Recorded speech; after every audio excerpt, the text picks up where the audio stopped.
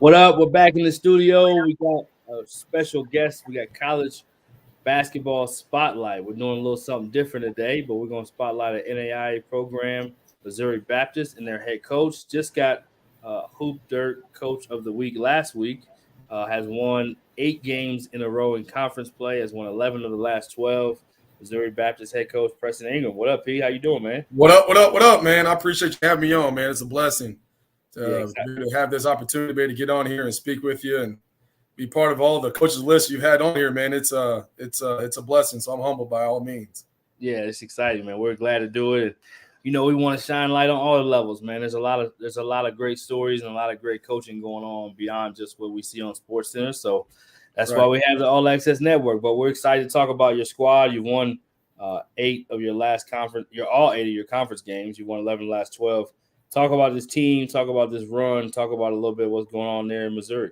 Man, we got a special group, man. We got a group of guys that all returned back from last year, and so we've had some fortunates with that of able to have everybody back from last year's team and kind of understanding the culture and the understanding of our know of what we want to do and how we want to go about stuff. And so this year was a special situation. We all came back and kind of understood kind of what we wanted to do. We kind of started off a little rough in the very beginning just because what I say sometimes old blood falls in the situation kind of like you do with your kids. It's not like dad just keep on talking about the exact same thing, but our guys finally kind of made the turn and kind of got refocused back up, and we trying to change some stuff up, and these guys have been really focused in about what we want to do and kind of accomplishing our day-to-day task of what we want to try to achieve for this year and that's to win the championship and put ourselves in a position to make a national tournament run. And our guys, I couldn't be more blessed with a group of guys.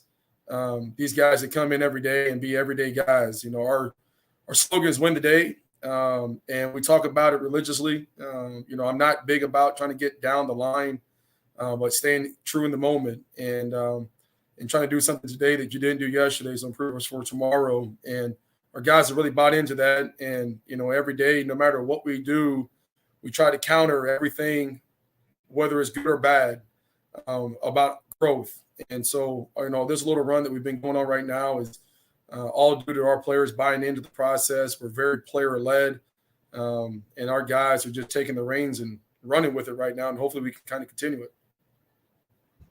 Absolutely, yeah. I mean, continuing it right now, you're doing that. Tell me about this. I heard something. I don't know if this is true that you guys are not in the top 25. We don't have to go deep into that, but they haven't acknowledged it yet, right?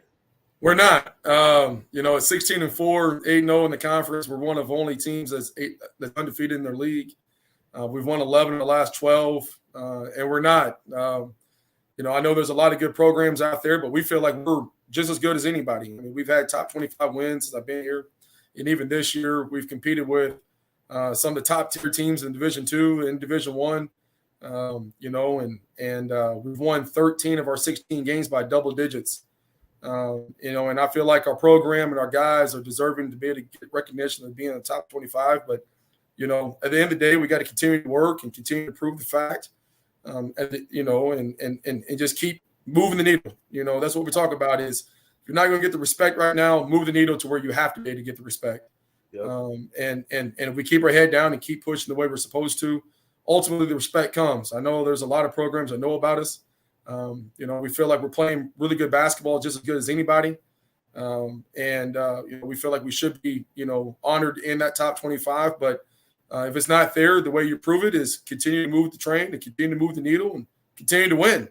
And so winning just at the end of the day, it shows, and regardless if we get up there or not, we know that we feel like we can compete and play with anybody there is.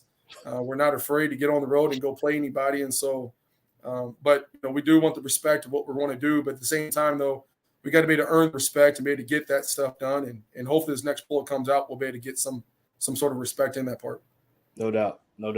Talk a little bit about the program, Coach. What are you doing? What have you built there? The people that don't know, talk a little bit about your time there. And since you've been there, kind of the progression, if you will, and then even your path leading up to there. So, man, it's my third year here, and this is obviously the best year that we've got. We finally got our group of guys of kind of what we want to get done. kind of, create the culture of what it is that we really want to do. And, our motto is win the day. I talked about that a little bit earlier, but the win the day thing for me is, I'm a guy that has aspiration and dreams for our team and goals that we set out, but our main goal is to win every single day. And I don't just speak about it. We try to preach it. If you follow me on Twitter, any kind of social media, it's always hashtag win the day. And for me, what that means is doing something today that you did not do yesterday will improve you for tomorrow. And I think that's a big thing if you're trying to accomplish your goal. Anything that we do is know your no, move the needle, and continue to push forward of what you didn't accomplish yesterday. And what you did yesterday has no resonance for tomorrow, because tomorrow you got to be better. And that's the way that we've had success. My first year here, I got the job about 4 or 5 weeks to be able to recruit, and I thought that we achieved quite a bit. We had some injuries that year that probably kind of hindered a little bit of what some of the success could have been. Last year, obviously dealing with COVID, we got hit with it late, but we finished 15-9, and this year, right now, currently is 16-4, and hopefully continuing in that mark of going forward on that part. But our success has been by our players, our staff, and everybody just kind of buying in. We've got a lot of players that are, high elite players that have played Division I or Division II, or been, All-Americans from junior colleges and beyond, and really good high school kids. And so, we really pride ourselves of having really good cultured guys and dudes that are going to buy into the process of what we want. We score by committee. We're extremely deep. We're extremely big. I would say we're one of the biggest teams in the country at any level. We go 7 foot. We've got 4 guys that are 6'8" to 6'9". We got a fleet of 6'4s. We've got a lot of situations we can play in different dynamic ways. Our bigs are mobile. Our guards are deep. And so we really pride ourselves to be able to kind of be deep and be able to play deep into our lineup and put pressure on a lot of teams. And, like our guys, I can't tell you how happy I am about being around our guys. This group you're excited about being around. We haven't had very many bad days because they're all in. And every day they're really kind of competing against us every single day of pushing every single day. And so, our program is continuing to build up. When I took over, Matt Brock, that's now at UIS, he had the program up there and being recognized and had a tremendous season. And then, we just want to continue to build it up. And we feel like we've done that and continue to bring it. And hopefully we continue to build our brand of being a top-tier team in the country and well-respected in the country every single year. What's the part about the NAI level that you mentioned, having Division I players, some Division II players? Obviously, a ton of misconceptions about levels that aren't Division I, whether that's Division II, Division III, JUCO, NAI. I think all of them have some stigmas and perceptions around them where people don't really go to practices or see games or even know their roster. They just hear something and it doesn't have the buzz or the quote unquote sexy to it that Division I has. So people don't know how good the basketball is. What would you say to people who don't know much about NAI level and what the basketball is? Really, it's low major, mid-major basketball. There's a lot of teams in our level that have Division I bounce back kids or Division II bounce back kids, or kids out of high school that could have went Division I and Division II that decided to stay based off the regions. Whether you're in the North, a lot of the North teams are going to have guys that can play at, in the Valley or in the MIAA in the Northern Sun in Division II. Even the top tier teams, you take a team like Talladega that we've played and down there in Chris Wright, they've got, high major guys that transferred. And exact same thing here at Missouri Baptist. We've got 3 guys that's played Division I. We've got several guys that's played Division II in the MIAA or in the Lone Star, and we've got top tier JUCO kids and some very top tier team, high school kids. The basketball level is insane, and the unfortunate part of it is you understand why the Division I's get the media coverage because of revenue and because it's Division I. A lot of players don't seek out to go Division II or NEI Everybody's dream is to go play high major or go play Division I of some level, was low major, mid major, or high major. But this level, I mean, you see it all the time of NEI teams beating Division I's or beating Division II's. You see a lot of teams that won't play NEI teams because of the roster size and the capability of what they're able to do from their talent levels. The coaches at this level, I mean, you got to be able to coach, you got to be able to execute, you got to understand different things. At our level, recruiting is a little different. I mean, you're trying to find a needle in the haystack because there's so many things you're trying to pull from. I mean, you're fighting at different levels, and we're able to get the top tier players and talents at this level, and so there's a lot of really good basketball, a lot of really good coaches at this level. A lot of guys at this level have been Division I or Division II, and even pro. I mean, you take, there's a lot of guys that take Kenny Anderson. I mean, he's at an NEI team, at an NEI program. Todd Day, that's at an NEI program, and so there's a lot of really good coaches and a lot of really good guys that understand the levels of basketball and know how to produce and be able to produce players and build programs up and be able to compete at elite level. And so, I really wish that more people would understand that this level is not a drop off. There's not a lot of difference between top tier NEI teams and your top tier Division IIs and some of your low majors and even some of your lower mid major teams as far as some talent size and abilities and coaching styles and everything else in that part. There's not a lot of gap, especially in college basketball now. I think college basketball's margin has gotten narrow outside of your blue bloods, your top tier high major teams. Everybody else, I think anybody can compete with anybody. You see it all the time. I mean, anybody can get knocked off at any point. And so I know that's what we thrive ourselves on.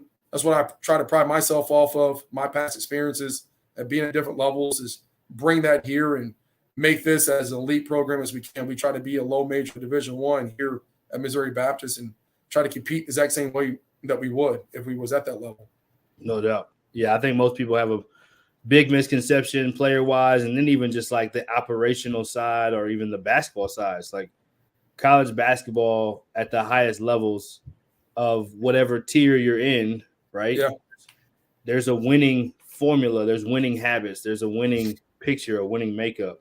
The consistency of it, the details, the structure, it's very resemblant to the next level, or the highest level, whether that's the Milwaukee Bucks winning the championship, right? Whether that's Baylor winning the instant. There's common threads to all of these championship programs, and I think people just don't understand how competitive that level is, because ultimately, if you look at college basketball now, getting older is the Division I model, even more so now. But it's kind of always been the model at the division, the lower levels, non-Division I of D2, NAI, junior college. Junior college, if you can have sophomores, you're probably in pretty good shape. And your level, if you have experienced guys that have played at Division IIs or Division I's, that probably puts you ahead of the game, because freshmen just have a learning curve. So I think that's the part that's a misconception, and I'm glad you kind of spelled that a little bit. So win today. Tell us about Missouri Baptist, the school a little bit, and then just tell people something that you would want them to know about your program specifically, and then we'll end you with a funny story. Yeah, so we're located in St. Louis, Missouri, out here in West County. We're very, we're driven by our faith, of our Christian values, and what we want to preach to grow young men into men, or young women into women and mothers and fathers down the line. We take a lot of pride in telling guys, you want to be a pro, you got to be a professional every day, and your approach to everything in a professionalism. We have players that we've went on to be pros, continue to play overseas or play here in the States, professional basketball. And so we've had a lot of success with that. We've got players in Spain, in Australia, New Zealand, and playing the TBL new league here in the States here. And hopefully we can kind of continue that trend. But Missouri Baptist is a university that is Christian, founded by the Baptist Convention. we are predominantly an athletic school.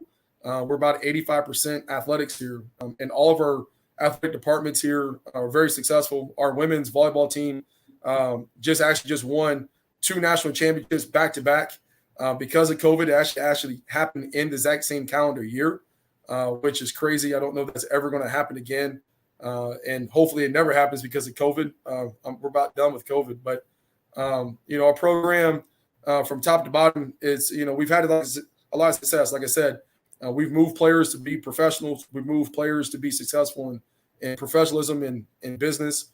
And our biggest thing is that we want to keep our guys in a professional approach. And we use that professional because everybody wants to be a pro in what they do, whether it's coaches, whether it's your players, support staff, whatever it is. But what we preach, though, is being professional in what you do every single day. So when that time comes, you're already ready to be a pro. You can't be a pro late. The other thing, too, we talk about being a pro is there's 2 things that we can never be involved in. Conception, I can't be part of mom and dad's genes, and then what God did for you. What our job is, I can't think of the strength and conditioning coach at Alabama, but I love that dude's energy. But he says, you was already a pro before you came. Our job is to put some spinners on that thing. And our job is just to, put some 20s on that thing and keep it clean. And so that's kind of what we do. With my experience with being with MoCan and being around high elite athletes that's played on in the NBA, or being with my time at Pittsburgh State, Angelo State, of guys that continue to put in pros and other places as well, at IMG, or even when I was at Combine, it's continued our professional approach of what we want to do and how we want to go about creating that aspect and that atmosphere of our players, and continue to just grow them as young men and graduate them and set them up for success, life during basketball and life after basketball. Absolutely. Absolutely. Love it, man. Congratulations on all the success, man. Obviously, we're excited to have you. I don't know if you have a funny story ready for us, but we're going to end with that, and then we'll let you get back to the program. So, this is outside of basketball, but here's a funny story. So I was blessed to be a 2-sport athlete in college. Okay. So I played college basketball. I also ran track, and track was probably my better of the 2. I guess you could say I was pretty elite in track at some times. And so where did you compete, Coach, if you don't mind us asking? Well, I went to Neosho County Community College, and I had a chance to go Division I and go and run. I ran in the pre-trials in 2000 in the 400. I got smoked. I had no business being there at all. But the funny story is my first compete when I was at Neosho County, the Jayhawk Conference, we're playing at K-State. Yeah. We're running at K-State. Well, I've never ran indoor, okay? And this is 1999. Never ran indoor. Outdoor, you're always taught to hug the inside, lean, and get that gravitational force. Right. So we're at K-State, and I'm in all spandex now. Back in the day, we didn't do this tight stuff. Right. These boys do back then, So you're in a spandex suit. I feel like Eddie Murphy. We talked about all in 11 and spandex, and right. I'm sitting there going, all right, man. Well, I'm in lane 5, and I'm running against like 3 Big 12 guys and 2 and like 1 SEC guy. And so the indoor, the turns are elevated, so you don't supposed to lean. Gun goes off. I'm hyped. I'm 18 years old, man. I'm taking off and I'm going. Man, I hit that first turn, I lean, and I fall. Coach, I take out lane 4. I take out lane 3. I take out lane 2. Only one guy finished the whole race, man. Wow. And I'm tumbling all down. I get up. I take my speed suit off, and I run up in the crowd, and I'm trying to hide real quick like, man, what happened? Wow. Man, only one guy goes, man, I'm sitting there. I'm embarrassed. Here I am, 17. I'm already in spandex. I'm going to tuck everybody out, And so I fall down. Well, the next week, I think we was at Mizzou. I show up, and one of the guys that took out was the guy that was at Kansas. And we're warming up, and we're in the exact same heat again. He goes, hey, man, you take me out this time, we're we're gonna have words after the next time. And so I got it fixed. I won't happen again. So that's my embarrassment. Funny story that I've got that I always tell all the time, that the humbleness of being a speed suit, but also too taking out everybody in your first college meet that was on a high profile elite level. Man, I can't top that one no more. And there's nothing they can do for the other people. It's just basically like, hey, it's just casualty of war, basically, right? Yeah, absolutely. Like only one guy goes. So I turned around and said, hey, man, you owe me. You won. So, right. You know, in a way, I kind of helped you. So you need to promote me, man. You know, you can't get me. So the next meet, though, I won. So, you know, so it all works itself out. Hey, it just goes to show sometimes you got to fail before you fail forward so you can then have success. Oh, I definitely fell forward. I fell sideways. 4 ways to one. Well, Coach, we appreciate it, man. Thanks so much for joining us. Excited to spotlight the program, keep this thing going, and we look forward to seeing you continue to do big things, man. Absolutely, man. I appreciate having me on, man, and continue all the success what you do. And I appreciate all the promotion that you do for all of us young coaches and everybody else across the board, man. No, appreciate it, man. Much love. Keep up the great work.